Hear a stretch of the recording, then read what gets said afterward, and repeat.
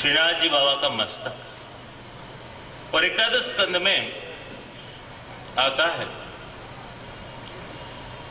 कि जब भगवान ने सोचा कि अब मुझे स्वधाम पधार जाना है,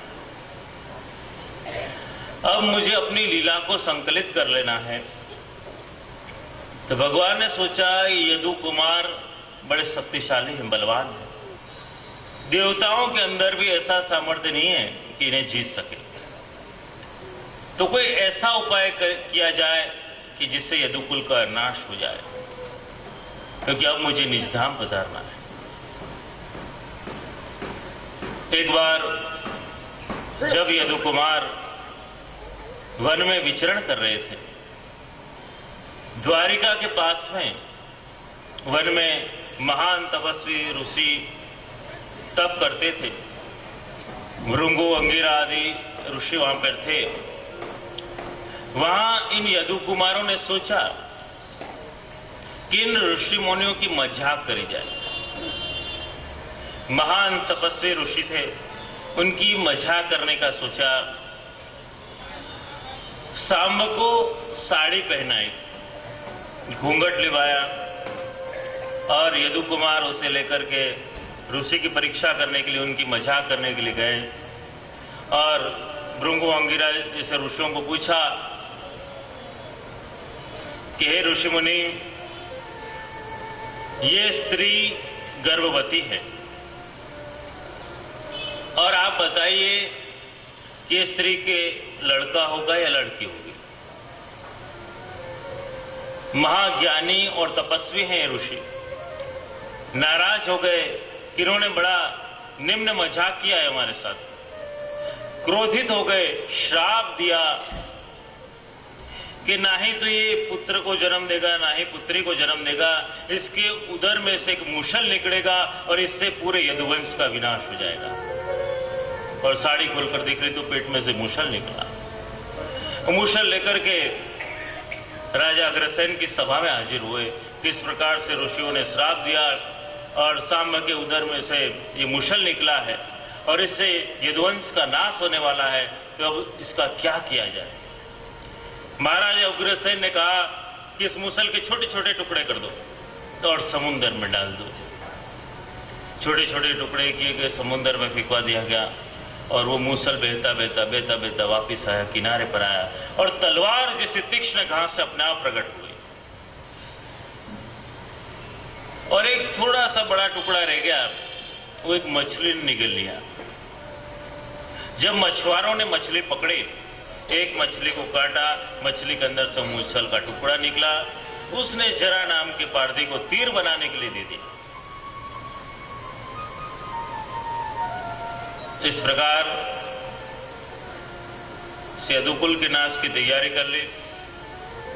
सारे यादव अंदर अंदर लड़ने लग गए, और वहां किनारे पर उगी हुई तीक्ष्ण तलवार जैसी घासों से एक दूसरे को लड़ते हुए एक दूसरे को खत्म कर दिया। और यहां वसुदेव जी ने नारद जी से पूछा कि प्रभु के चरण कमलों का ध्यान करने से ही भक्ति दृढ़ होती है, इसलिए प्रभु में अपनी आसक्ति को दृढ़ रखना चाहिए। मैंने पिछले जन्म में तप किया था, इसलिए भगवान मेरे यहां अवतरित हुए, और मनुष्य को अपने भाव की वृद्धि के लिए क्या करना चाहिए। नारद जी बड़े प्रसन्न हो गए। प्रभु संबंधी प्रश्न सुनकर उन्होंने प्रसंग बताया कि एक बार विदेहराज निमि के यहां पर 9 योगेश्वर पधारे, और 9 योगेश्वरों ने विदेहराज निमि को धर्मोपदेश दिया कि हे राजन, हमें नित्य हरि का नाम स्मरण करना चाहिए, उससे हमारी मति प्रभु में स्थिर होती है और हमारी गति हरि की ओर होती है। देखो, अपने आप ही नित्य सत्संग का क्रम अपने प्राचीन समय से पुष्टि मार्ग के इतिहास में रहा है। सत्संग के द्वारा ही मन की शुद्धि होती है और भगवत प्राप्ति होती है। देखो, हरिराय जी नित्य सत्संग करते और रात्रि के समय में 12-12 बज जाते, कभी 1-1 बज जाता, और सत्संग का ऐसा रंग लगता कि वैष्णव उस सत्संग के रंग में छके रहते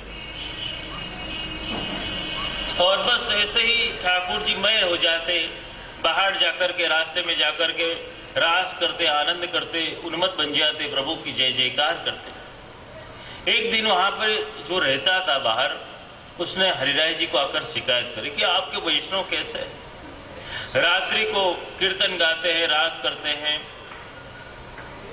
आप इन्हें कुछ समझाओ।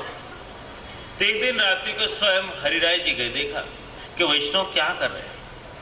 रात्रि के समय में उन्मत्त बने हैं, सत्संग से रास कर रहे हैं, कीर्तन कर रहे हैं, ऐसा सुंदर आनंद कर रहे हैं, ऐसा सुंदर रास किया, दिव्य रास किया, महारास किया।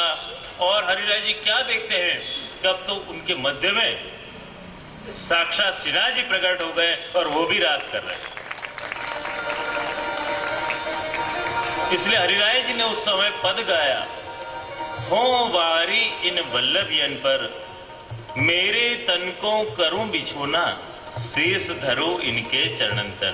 हो वारी इन वल्लभियन पर, के धन्य है ये वैष्णव कि जिनके मध्य में आकर साक्षात श्रीनाथ जी बाबा नृत्य करते हैं। तो इस प्रकार समझाया योगेश्वर ने, और आगे के योगेश्वरों ने अलग अलग प्रकार बताए भक्ति के। एक योगेश्वर ने बताया कि 3 प्रकार से लोग जो हैं प्रभु का भजन करते हैं।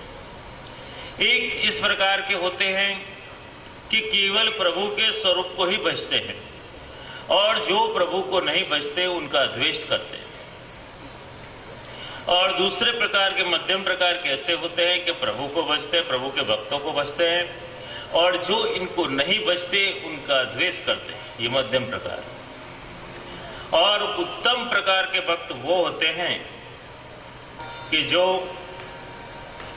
हर जगह भगवत दर्शन करते हैं, वो उत्तम प्रकार के जीव। इस प्रकार से अलग अलग प्रकार दिखाए गए भक्तों के। समझाया नारद जी ने वसुदेव जी को कि विदेह राजनिमि पर 9 योगेश्वरों ने कृपा करी। एक योगेश्वर ने बताया कि माया के आवरण से जीव भगवत दर्शन नहीं कर पाता है, और ये माया का आवरण हटता है तो केवल गुरु की कृपा से। इसलिए अपने आप ही कहा गया ना, सेवा कृतिर गुरुर आज्ञा, कि गुरु की जैसे आज्ञा है ऐसे ही सेवा करनी चाहिए। केवल गुरु की कृपा से ही भगवत प्राप्ति होती है।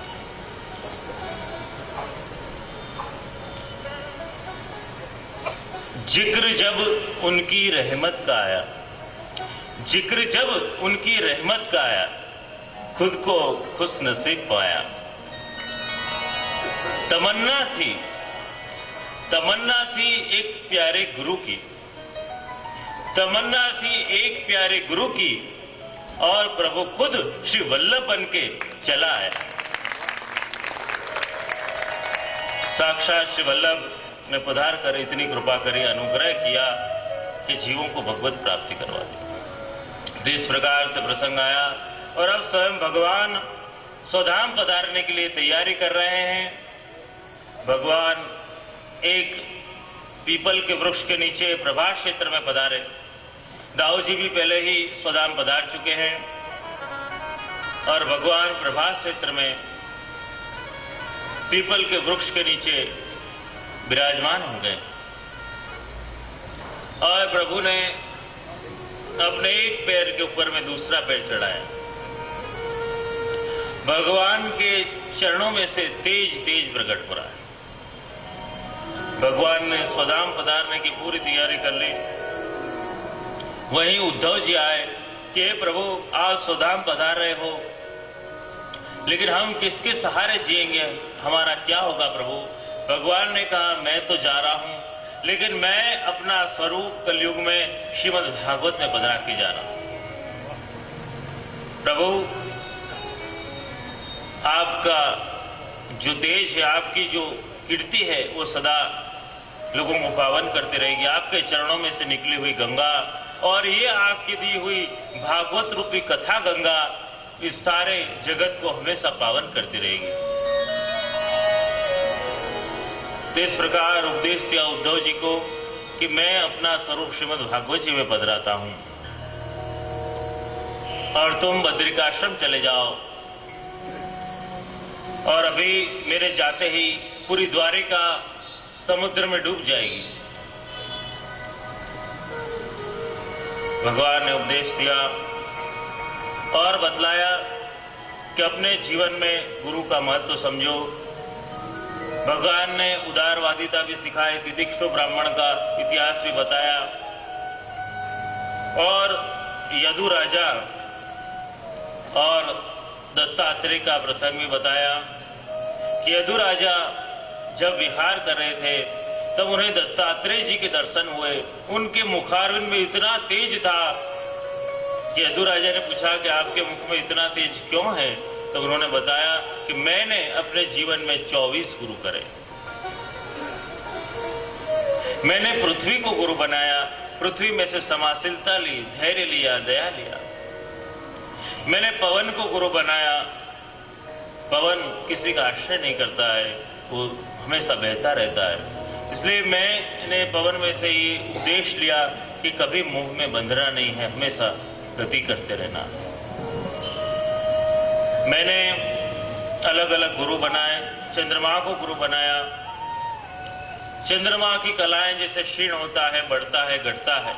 मनुष्य के जीवन में ऐसे उतार चढ़ाव आते रहते हैं, मगर वो स्थिति हमें बाहर से चंद्रमा की दिखाई देती है, मूल स्वरूप तो वही होता है।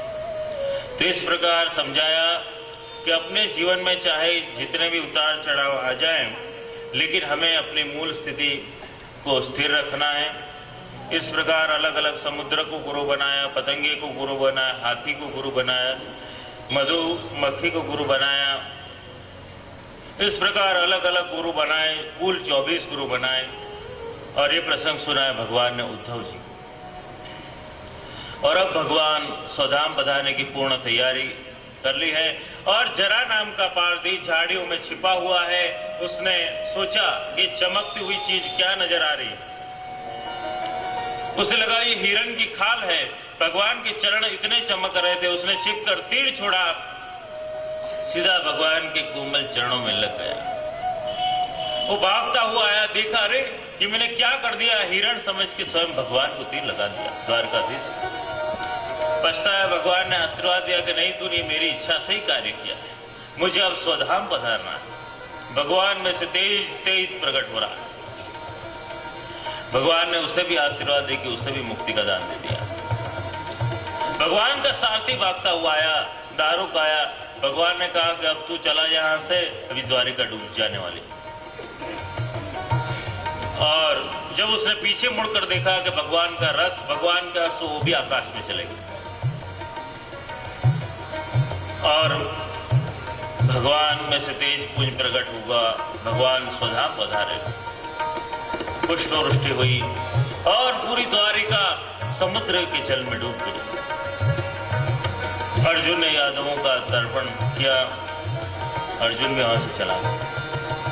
इस प्रकार भगवान स्वधाम पधार गए।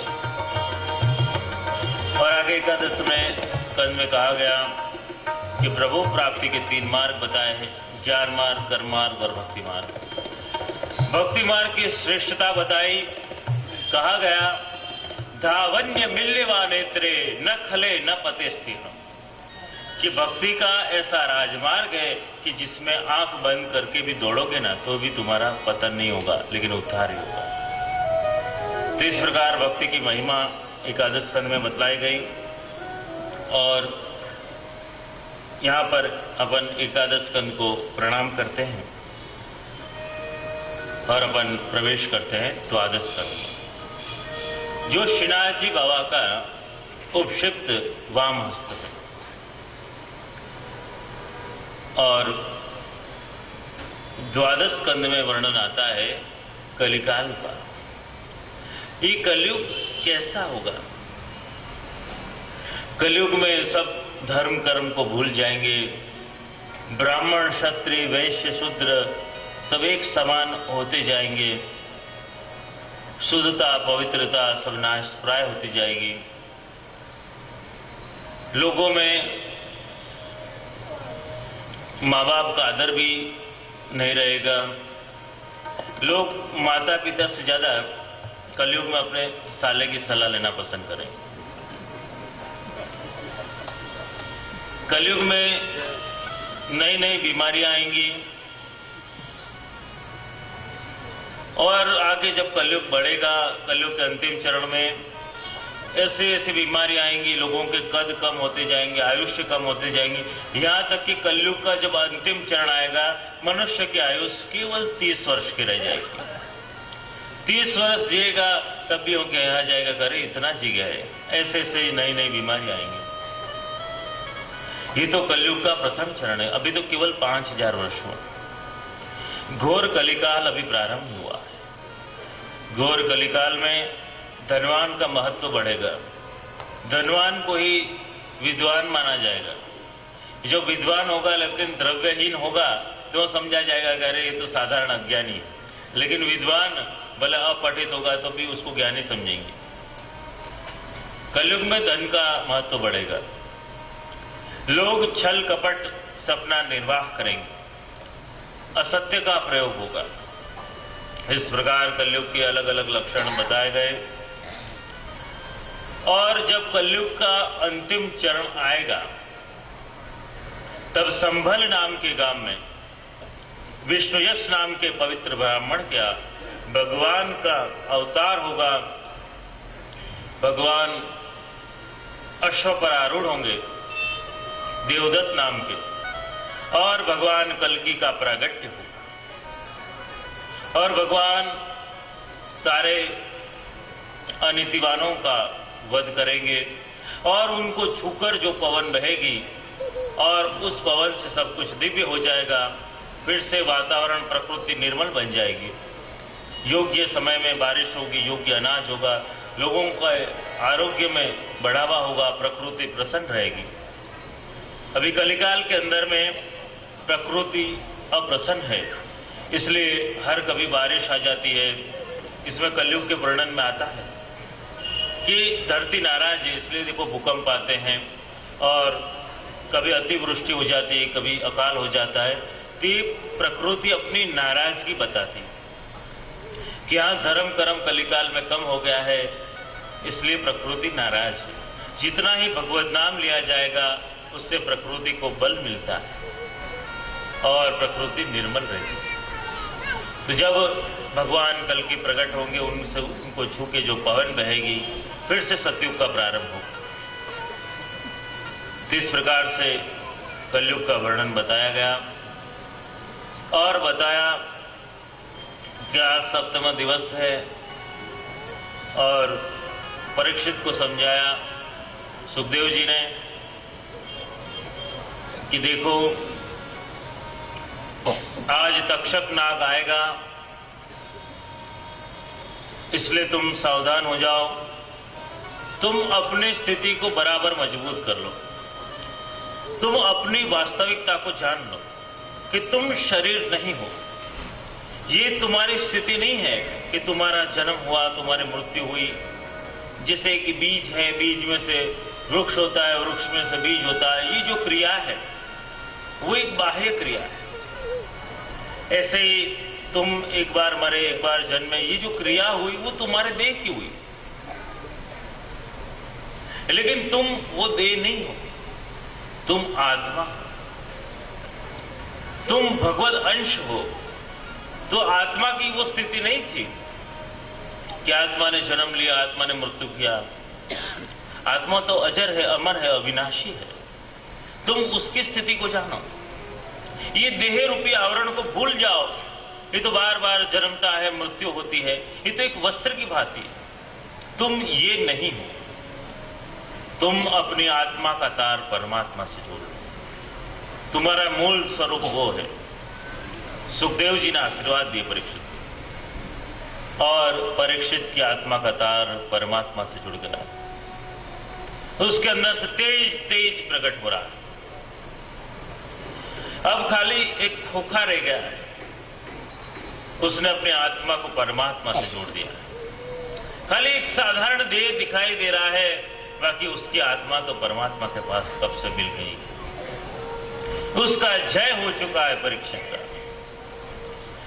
और परीक्षित का पुत्र जन्मेजय सावधान हो गया है। चारों तरफ सिपाहियों का मजबूत पहरा लगा दिया है कि कोई भी नाग नजर आए उसे खत्म कर दिया जाए। सारे सिपाही खुली तलवार ले लेकर घूम रहे हैं, जो नाग दिखता है उसे मार देते हैं। जोरदार बंदोबस्त किया गया है, और नाग के जानकार ऐसे कश्यप मुनि को भी बुलाया गया है कि नाग कोई भी स्वरूप लेकर के आ सकता है। लेकिन नाग पहले ही बहुत सारा धन लेकर के रूप बदल के उनके पास पहुंच गया था, उनको रास्ते में से ही विदाई कर दिया था। और यहां पर तक्षक नाग अपना रूप बदल करके अंदर प्रवेश कर गया, सीधा परीक्षित के पास पहुंचा, और परीक्षित को तक्षक ने दंश दे दिया, और एक खाली खोखा रह गया था, खोखा गिर गया, लेकिन आत्मा का तार परमात्मा के पास पहुंच गया, वो प्रभु के धाम में चला गया। जय जयकार हो गया, भागवत भगवान की जय, सुखदेव जी महाराज की जय। सुखदेव जी तो वहां से पधार गए थे, क्योंकि सुखदेव जी ने कहा था कि जब तक मैं बैठा रहूंगा तब तक तक्षक नाग यहां पे नहीं आता। सुखदेव जी पहले ही पधार गए थे, और यहां परीक्षित महाराज का मोक्ष हो गया, भगवत प्राप्ति हो गई उसे। 7 दिनों के अंदर ये भागवत का चमत्कार है कि जिनको श्राप था उसको वरदान प्राप्त करवा दिया, उससे भगवान के साथ में मिला दिया, और सभी देवताएं पुष्प वृष्टि करने लगे, जय जयकार करने लगे, भागवत भगवान की जय। ऐसा चमत्कार देखा। यहां जन्मेजय नाराज हो गया है कि मेरे पिता को मारने वाला तक्षक, मैं उसे भी नहीं छोड़ूंगा। ऐसा जोरदार यज्ञ करवाया कि संसार के जितने भी नाग हैं वो सारे इस हवन कुंड में आके गिरे। ऐसे मंत्र बुलवाए, सारे नाग आके गिरने लगे, हजारों लाखों नाग आके हवन कुंड में गिर। लेकिन यहां जन्मेजय सोच रहा है जिसके लिए यज्ञ किया गया वो ही नहीं आ रहा। कहां गया तक्षक नाग? तक्षक नाग घबरा के इंद्र की शरण में चला गया था, और यहाँ जन्मेजय ने कहा ऐसे मंत्र बोलो कि इंद्र के साथ में वो तक्षक यहाँ पे आके गिरे, और ऐसे मंत्र बोले इंद्र का सिंहासन भी डोलने लग गया, आकाश में उसका सिंहासन घूमने लग गया। और गुरु बृहस्पति आए, समझाया जन्मेजय को, देखो जन्म मृत्यु तो निमित्त है, आपके पिता का तो उद्धार हो चुका है, मोक्ष हो चुका है, और इसमें तक्षक का कोई दोष नहीं है। शुंगी ऋषि ने जो श्राप दिया था उसने ऐसा ही किया है, और वैसे भी ये तक्षक नाग जो है वो अमर है, इसलिए आप ये कार्य बंद करो, और आपके पिता का तो ऐसा सुंदर कल्याण हुआ है, इसलिए आप उसका शोक मत रखो। उन्होंने यज्ञ करना बंद किया, और इस प्रकार वातावरण शांत हुआ। देखो, हम जब भावना से, श्रद्धा से इस कथा का श्रवण करते हैं, तब ये कथा हमारा निश्चित रूप से उद्धार करती है।